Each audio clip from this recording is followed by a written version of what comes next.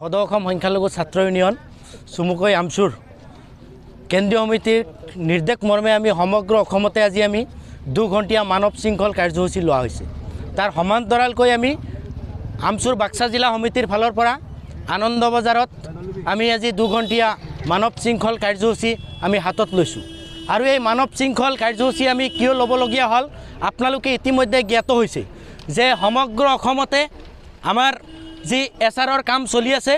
এই এছআৰত আমি দেখিবলৈ পাইছোঁ বিভিন্ন সময়ত ভুৱা আপত্তি দাখিল কৰা হৈছে আৰু এইটো কমপ্লিটলি চৰকাৰী ষড়যন্ত্ৰমূলকভাৱে আমাৰ সংখ্যালঘু মানুহৰ ওপৰত ধৰ্মীয় সংখ্যালঘু মানুহৰ ওপৰত কিদৰে হাৰাশাস্তি কৰিব পৰা যায় তাৰ কাৰণে এক ব্লুপ্ৰিণ্ট তেওঁলোকে ৰচনা কৰিছে। আৰু ইয়াৰ বিৰুদ্ধে আমি সমগ্ৰ অসমতে আমি প্ৰতিবাদ সাব্যস্ত কৰিছোঁ। আৰু ইতিমধ্যে আপোনালোকে গম পাইছে আৰু আপোনালোকে ইতিমধ্যে দেখা পাইছে যে আমাৰ বাক্সা জিলাতো আমি দেখা পাইছোঁ কেইবা হাজাৰ মানুহৰ নামত ইতিমধ্যে ভুৱা আপত্তি দাখিল কৰিছে। এই ভুৱা আপত্তিসমূহ আমি দেখা পাইছোঁ যিজনে আপত্তি দাখিল কৰিছে এজন ব্যক্তিয়ে কেইবা শতাধিক মানুহৰ নামত ভুৱা আপত্তি দাখিল কৰিছে। আৰু যিজনে আপত্তি দাখিল কৰিছে ভুৱা অবজেকশ্যন তেওঁ নিজে গম নাপায় যে তেওঁ ভুৱা অবজেকশ্যনকাৰী। তেওঁৰ নাম জালিয়াতি কৰিছে, তেওঁৰ চহী জালিয়াতি কৰিছে, জালিয়াতি কৰি ভুৱা অবজেকশ্যনসমূহ দাখিল কৰিছে। আমি দাবী উত্থাপন কৰিছোঁ বাক্সা জিলা উপায়ুক্ত মহোদয়ক আৰু অসমৰ মাননীয় মুখ্যমন্ত্ৰী মহোদয়ক আৰু দাবী উত্থাপন কৰিছোঁ ইলেকশ্যন কমিশ্যনাৰক। আপোনালোকে এই যিবিলাক ভুৱা আপত্তি দাখিল হ'ল এওঁলোকৰ বিৰুদ্ধে কি ব্যৱস্থা ল'ব এইটো ৰাজহুৱা কৰিব লাগিব। এজনৰ চহী জালিয়াতি কৰি ভুৱা আপত্তি দাখিল ইয়া সহজভাৱে আমচুৱে কেতিয়াও মানি নলয়। হাজাৰ লাখ লাখ মানুহৰ নামত যে ভুৱা আপত্তি দাখিল কৰা হ'ল ইয়াৰ বিৰুদ্ধে অনাগত দিনতো আমাৰ আন্দোলন চলিব।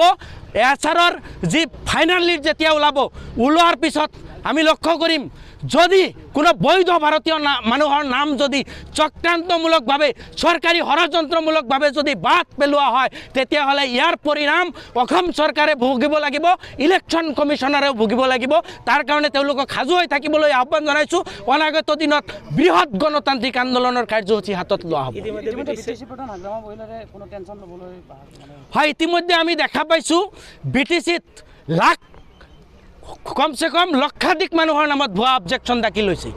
সেইটো আমি দেখা পাইছোঁ যে BTCৰ মাননীয় চিফ 5খন জিলাৰ উপায়ুক্ত মহোদয়সকলক লগত লৈ তেওঁলোকে আমি নিউজত দেখা পাইছিলোঁ, সংবাদ মাধ্যমৰ জৰিয়তে দেখা পাইছিলোঁ যে তেওঁলোকে ঘোষণা কৰিছিলে যে BTCত এছআৰ প্ৰযোজ্য নহয় বুলি স্পষ্টভাৱে সংবাদ মাধ্যমত প্ৰকাশ পাইছিল। আমি দেখা পাইছোঁ হাগ্ৰামা মহিলাৰীয়ে ডাঙৰীয়াই কোৱাৰ পিছতো আমি দেখা পাইছোঁ BTCত এছআৰৰ যি প্ৰক্ৰিয়া কোনো পৰ্যায় বন্ধ হোৱা নাই। এছআৰৰ যি প্ৰক্ৰিয়া BTCত কিন্তু এতিয়াও চলি আছে। আমি যিখিনি জানো এতিয়াও চলি আছে, এতিয়াও এছআৰৰ যি কাম BTCত চলি আছে। কিন্তু হাগ্ৰামা মহিলাৰী ডাঙৰীয়াক আমি কৈছোঁ আপোনাৰ যদি আচলতে যদি মনোভাৱ যদি ঠিকেই আছিল তেতিয়াহ'লে আপুনি কমচে কম এছআৰৰ কাম যেতিয়া আৰম্ভ হ'ল BTCত যাতে লাগু নহয় তাৰ ব্যৱস্থা আগতীয়াকৈ কৰিব লাগিছিলে। যেতিয়া ভুৱা অবজেকশ্যন ইতিমধ্যে লাখ লাখ মানুহৰ নামত হৈ গ'ল তাৰপিছত আপুনি DC মহোদয়সকলক মাতি লৈ আপুনি যি পৰামৰ্শ দিছিল আমি দেখা পাইছোঁ সেই পৰামৰ্শ বাস্তৱ ক্ষেত্ৰত কিন্তু কোনো কাৰ্যকাৰী হোৱা নাই। সেইকাৰণে আমি দাবী উত্থাপন কৰিছোঁ BTCত যাতে কোনো ধৰণৰ এছআৰৰ নামত মানুহ যাতে হাৰাশাস্তি নহয় তাৰ কাৰণে আমি পুনৰবাৰ দাবী উত্থাপন কৰিছোঁ। আৰু হাগ্ৰামা মহিলাৰী ডাঙৰীয়া অকল মুখত ক'লেই নহ'ব, কাৰ্যকাৰী কৰি দেখুৱাব লাগিব। 10 তাৰিখৰ পিছত যদি BTCত আমাৰ বাক্সা জিলাত কোনো মানুহৰ বৈধ ভাৰতীয় মানুহৰ নাম যদি বাদ পৰে তেতিয়াহ'লে ইয়াৰ পৰিণাম হাগ্ৰামা মহিলাৰী ডাঙৰীয়াও ভুগিব লাগিব। তেখেতৰ বিৰুদ্ধেও কিন্তু গণতান্ত্ৰিকভাৱে আমচুৱে ৰাজপথত ওলাই আহিব।